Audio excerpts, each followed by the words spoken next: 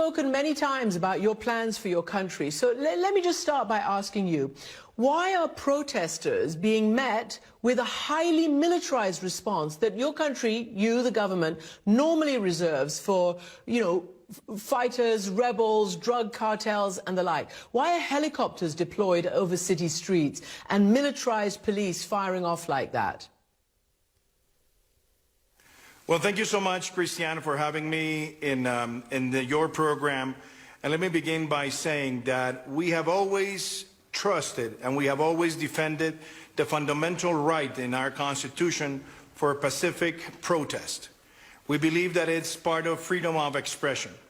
And when we refer to pacific protest, we have always guaranteed rights.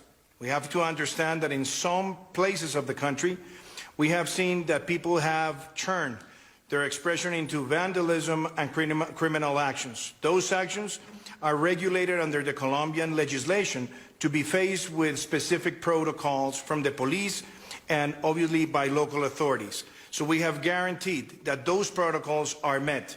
And I have to be very clear as well, Christiane, that if there's any wrongdoing from a member of the police or from the army in any expression, those conducts are being investigated and are going to be judicialized. But it's also very important to say that most of the protesters have acted peacefully, and a minimum group that has, in some places, linkages to criminal actions, those kind of conducts have to be faced by the police with contundency. Okay.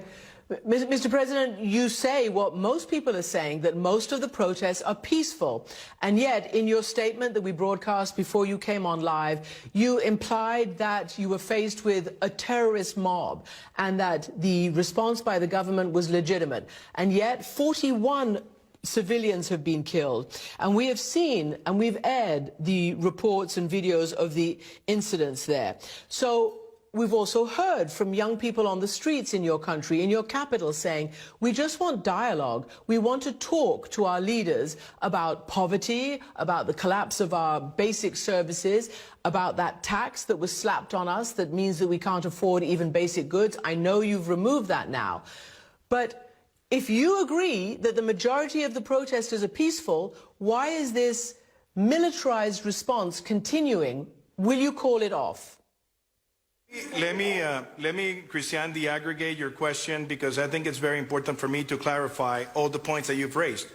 First of all, pacific protest is always guaranteed and shall be guaranteed by any authority in our country.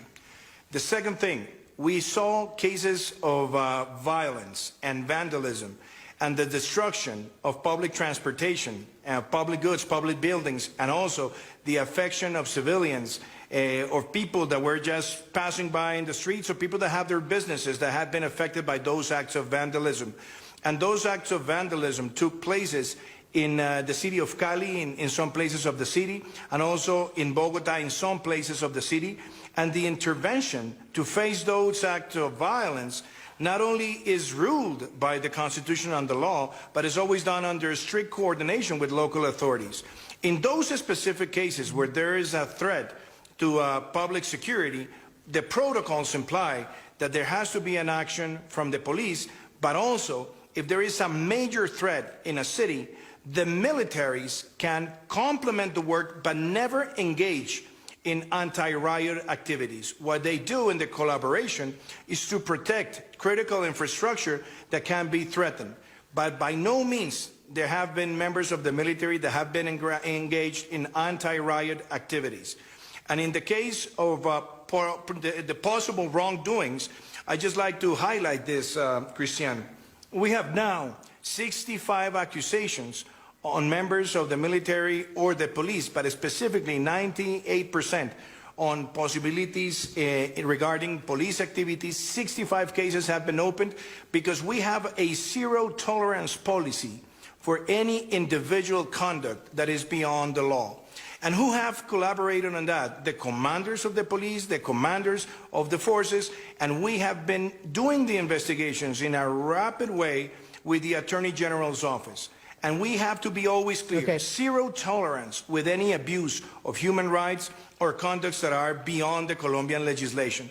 But it's always important to highlight that we have a level of coordination with local authorities so that if there is a threat to security, what we do is to support law and order locally, and it's done by strict protocols of the use of force.